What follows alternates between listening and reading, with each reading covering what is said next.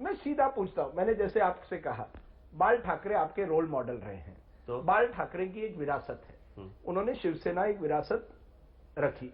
अब ये विरासत जो है वो टूट रही है, एक तरफ उद्धव ठाकरे और एक तरफ राज मुझे ठाकरे। लगता है राजदीप, क्या इससे आपको नहीं लगता आज भी कहीं ना कहीं बाल ठाकरे को दुख पहुंच रहा होगा कि वो पार्टी जो उनकी सपनों की पार्टी थी, जो उन्होंने मेहनत से बनाई थी, आज वो पार्टी बढ़ गई? मुझे लगता है राजदीप, ये सवाल, इसके ऊपर के जवाब मुझे लगता है कि बहुत बार हो चुका है। परिवार नहीं, बहुत बार हो चुका है। मुझे लगता है इसके आगे मैं इसलिए पूछ रहा हूं, मैं आगे जा रहा हूं। इसके आगे अगर कुछ सवाल हो तो मैं जवाब दूंगा, इसके ऊपर अभी मैं जवाब नहीं दूंगा। मैं इसलिए पूछ रहा हूं, जवाब देना ही नहीं, मैं दूंगा ही नहीं। इस कैंपेन में, लोकसभा कैंपेन में आपने एक स्पीच में उद्धव ठाकरे को डायरेक्टली टारगेट किया। यहां तक न्यूज़पेपर रिपोर्ट्स के मुताबिक आपने ये कहा कि उद्धव ठाकरे जब बाला साहेब ठाकरे बीमार थे उनको बराबर खाना नहीं दे रहे थे। क्या यहां तक पर्सनैलिटी, ये पर्सनल एनिमोसिटी? मुझे लगता है राजदीप, मुझे लगता है आप मराठी हैं जी। मेरा भाषण अगर आप YouTube पे जाके या कहीं भी आपको मैं सीडी भेज दूंगा जी, वो जब सुनेंगे तब आपको पता चलेगा रिपोर्टिंग गलत है।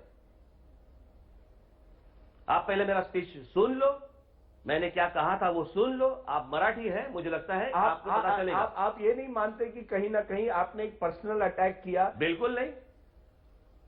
ये पूरा जो राज ठाकरे वर्सेस उद्धव ठाकरे पर्सनल बन गया है। क्या एक परिवार में इतनी कटुता आ गई है? आप हमारे इतने परिवार में दखल मत दो अभी, क्योंकि ये पार्टी परिवार बन गई है। तो होने दो, वो हम लोग देख लेंगे। एक जमाने में बाला साहेब ठाकरे नेहरू गांधी परिवार को वंशवाद का इल्जाम देते थे। इसलिए आप मेरे को सवाल पूछ रहे हैं? नहीं, आज शिवसेना में वंशवाद शुरू हुआ है। कौन सा वंशवाद?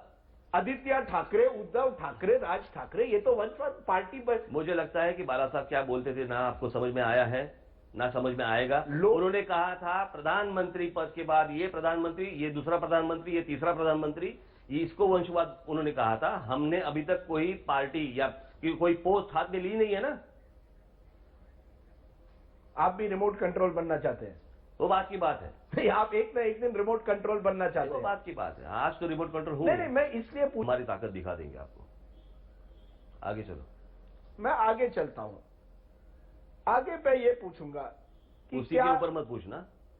नहीं, मुझे लगता है कि आपने अपने परिवार का डिवाइड जो है वो कभी मिटेगा नहीं, ऐसा लग रहा है मुझे लगता है तुम भी जाओ ना यार एनडीटीवी में वापस। ये आपने एक बार पहले भी मुझे कहा है। एग्जैक्टली ना, तो तुम्हें नहीं लगता क्या? तुम्हें नहीं दुख होता? टेलीविजन चैनल और पॉलिटिकल पार्टी में फर्क है। अरे फर्क राज ठाकरे नहीं, फर्क क्यों? तो आप क्यों बाहर निकले? पार्टी में तुम बाहर क्यों निकले? हर व्यक्ति की अपनी एम्बिशन होती है। एग्जैक्टली। तो आपकी क्या एम्बिशन है?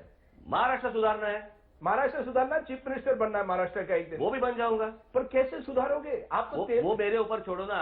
आपको किसी ने पूछा था क्या जब चैनल निकाला था कि अब आप कैसे पहुंच पाओगे लोगों तक? पहुंचे ना। तो आप कभी भी ये सोच भी नहीं सकते कि एक ना एक दिन आप वापस जाओगे शिवसेना में? तुम जाओगे? जा सकता हूं, कौन जाए? तो तुम जाओ, मैं नहीं जाऊंगा। नहीं जाओगे? नहीं। कभी नहीं जाओगे? कभी नहीं, सवाल ही नहीं उठता है। आगे है कुछ? क्योंकि एक साल आगे कुछ है एक नहीं, एक मिनट, मुझे अभी इनफ हो गया, बस हो गया। नहीं बस हो गया अभी। नहीं, राजीव बस हो गया अभी। मैं आज के बाद अदरवाइज मैं इंटरव्यू नहीं दूंगा। ओके, यहाँ लास्ट ब्रेक लेंगे, आखिरी ब्रेक लेंगे। आपने हिंदी में इस बार इंटरव्यू दिया, ये भी बात अच्छी है। एक लास्ट ब्रेक लेंगे और मैं इस सवाल से दूर हटकर आखिरी ब्रेक लेंगे। सवाल का सिलसिला जारी रहेगा। राज ठाकरे थोड़ा गुस्सा है, उनको हम पानी देंगे। और मुझे पानी की जरूरत नहीं। पानी की जरूरत नहीं है, मैं डुबाता हूं सामने वालों को। अच्छा चलिए, आप डुबाते हैं सामने वाले को। हम ब्रेक लेंगे। इस बार मैं लोग नहीं कहूंगा, लेकिन आपके जो आलोचक हैं, जो आपके विरोधी हैं, वो कहते हैं कि राज ठाकरे जो है फुल टाइम ड्रामेबाज है, नौटंकी नंबर 1 है, नौटंकी करना चाहते हैं, पॉलिटिक्स को गंभीरता से नहीं लेते और पॉलिटिक्स जो है आपको गंभीरता से लेनी पड़ेगी। क्या कहीं ना कहीं आप एक तरह से राज ठाकरे ड्रामाबाज है?